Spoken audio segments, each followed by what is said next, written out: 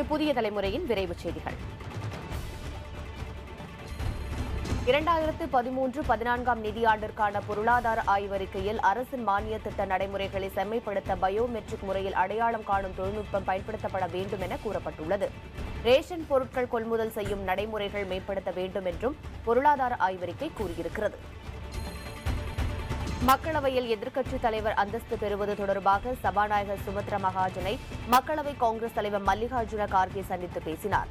இந்த சந்திப்புக்கு பின்னர் செய்தியாளர்களிடம் பேசிய கார்கே, ஐக்கிய முற்போக்கு கூட்டணியைச் சேர்ந்த 60 எம்பிக்களின் பெயர் பட்டியலை சபாநாயகரிடம் கொடுத்திருப்பதாக கூறினார். நாடாளுமன்றம் எடுக்கும் முக்கிய முடிவுகளில் மக்களவை எதிர்க்கட்சித் தலைவரின் பங்கு முக்கியமானது என்பதால் இதுகுறித்து விரைவில் முடிவு செய்யப்பட வேண்டும் என்றும் கார்கே தெரிவித்தார். நாடாளுமன்றத்திற்குள் வைத்து தாக்கப் போவதாக மிரட்டல் விடுத்த பாரதிய ஜனதா உறுப்பினர்கள் மீது நடவடிக்கை எடுக்க கோரி திரிணாமுல் காங்கிரஸ் எம்பிக்கள் போராட்டத்தில் ஈடுபட்டனர். செவ்வாய்க்கிழமை ரயில்வே பட்ஜெட் தாக்கலான பிறகு சபாநாயகர் இருக்கை முன்பு திரண்ட திரிணாமுல் காங்கிரஸ் எம்பிக்கள் மேற்கு வங்கம் புறக்கணிக்கப்பட்டதாக கூறி முழக்கமிட்டனர். அப்போது பாரதிய ஜனதா உறுப்பினர் ஒருவர் மது அருந்தி இருந்ததாகவும் திரிணாமுல் காங்கிரஸ் பெண் எம்பி ஒருவரை தகாத வார்த்தைகளால் திட்டியதாகவும் கூறப்படுகிறது. அவர் மீது நடவடிக்கை எடுக்க வலியுறுத்தி நாடாளுமன்றம் முன்பு திரிணாமுல் காங்கிரஸ் உறுப்பினர்கள் போராட்டத்தில் ஈடுபட்டனர். ராஜீவ் கொலை வழக்கில் 7 பேரை விடுதலை செய்யும் தமிழக அரசின் முடிவுக்கு மத்திய அரசு எதிர்ப்பு தெரிவித்துள்ளது. முருகன், சாந்தன், பேரறிவாளன் உள்ளிட்ட 7 பேரின் விடுதலை தொடர்பான வழக்கு அரசியல் சாசன அமர்வு முன்பு விசாரணைக்கு வந்தது. அப்போது மத்திய அரசு சார்பில் ஆஜரான solicitor general Ranjith Kumar, CBI விசாரித்ததால் இந்த வழக்கில் முடிவெடுக்கும் அதிகாரம் மத்திய அரசுக்குத்தான் உள்ளது என்றார். மேலும் இதுகுறித்து அனைத்து மாநில அரசுகளிடமும் கருத்து கேட்க வேண்டும் என்று அவர் தெரிவித்தார். இதை ஏற்றுக்கொண்ட உச்சநீதிமன்றம் அனைத்து மாநில அரசுகளுக்கும் நோட்டீஸ் அனுப்ப உத்தரவிட்டது. ராஜீவ் கொலை வழக்கில் கைது செய்யப்பட்டு சிறையில் இருக்கும் 7 பேரும் விடுதலை செய்யப்பட வேண்டும் என்று திமுக அமைப்பு செயலாளர் TKS இளங்கோவன் தெரிவித்திருக்கிறார். ராஜீவ்காந்தி கொலை வழக்கில் சிறையில் உள்ளவர்களில் இலங்கையைச் சேர்ந்தவர்களும் உள்ளனர் என்றும் கொலை செய்யும் நோக்கோடு ஊடுருவி அவர்கள் விடுவிக்கப்படக்கூடாது என்றும் தமிழ்நாடு காங்கிரஸ் கமிட்டி தலைவர் ஞானதேசகன் கூறியிருக்கிறார். தமிழக சட்டப்பேரவை கூட்டத்தொடர் வியாழக்கிழமை தொடங்கி ஆகஸ்ட் 12ஆம் தேதி வரை நடைபெறவுள்ளது.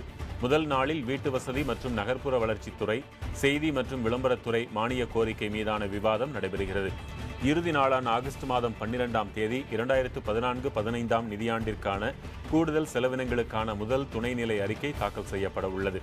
அதே நாளில் மானிய கோரிக்கைக்கு நிதி ஒதுக்க சட்ட முன்வடிவு அறிமுகமும் செய்யப்படுகிறது. துணை மானிய கோரிக்கை மீது விவாதமின்றி வாக்கெடுப்பு நடைபெறும் என்று அறிவிக்கப்பட்டுள்ளது. சென்னை மகாகவி பாரதி நகர் மக்களுக்கு ஒக்கியம் துறைப்பாக்கத்தில் மாற்று இடம் வழங்கப்படும் என மாநில குடிசை மாற்று வாரிய தலைவர் தங்கமுத்து தெரிவித்திருக்கிறார். இதற்கான ஒதுக்கீட்டு ஆணைகள் நாளை வழங்கப்படும் என்றும் பயனாளிகளுக்கு வீடுகளின் உரிமை குறித்த தகவல்களும் நாளை வெளியிடப்படும் என்றும் அறிவிக்கப்பட்டுள்ளது. கடந்த 8 ஆண்டுகளுக்கு முன் சென்னை மகாகவி பாரதி நகரிலிருந்து வெளியேற்றப்பட்ட பொதுமக்கள் சமூக நலக் கூடங்களில் தங்க வைக்கப்பட்டனர். இதனைத் தொடர்ந்து கடந்த 8 ஆண்டுகளாக அடிப்படை வசதிகளின்றி அவர்கள் தவித்து வந்தனர். பாரதிய ஜனதா கட்சியின் தலைவராக அமித் ஷா தேர்வு செய்யப்பட்டுள்ளார்.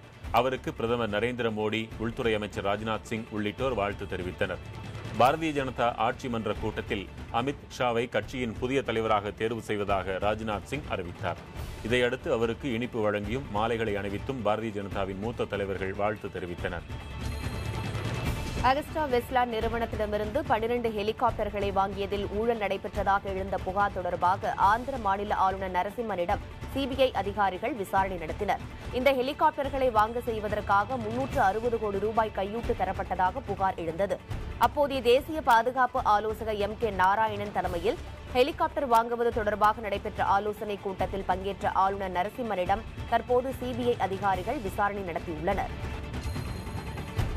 தமிழகத்தில் மெட்ரிக், ஆங்கிலோ இந்தியன் போன்ற பெயர்களில் இயங்கும் பள்ளிகளின் பெயர்களை மாற்றம் செய்வது குறித்து பரிசீலித்து வருவதாக சென்னை உயர்நீதிமன்றத்தில் தமிழக அரசு தெரிவித்துள்ளது. இது தொடர்பான வழக்கு சென்னை உயர்நீதிமன்றத்தில் தற்காலிக தலைமை நீதிபதி சதீஷ்குமார் அக்னிஹோத்ரி, நீதிபதி சுந்தரேஷ் ஆகியோர் முன்பு விசாரணைக்கு வந்தது.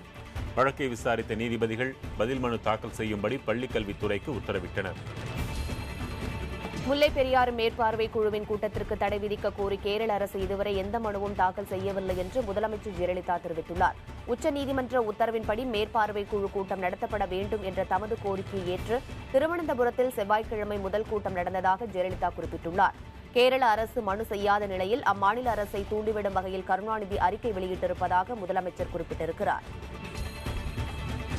அணு உலைகளில் தோரிய பயன்பாடு என்பது நீண்டகால திட்டமாகும் என்று இந்திய அணுசக்தி ஆணையத்தின் முன்னாள் தலைவர் அனில் ககோத்கர் தெரிவித்துள்ளார். மேலும் கூடங்குளம் அணுசக்தி மையத்தில் அணு கழிவுகளை மறுசுழற்சி செய்யும் வசதி இருப்பதாகவும் அவர் தெரிவித்தார்.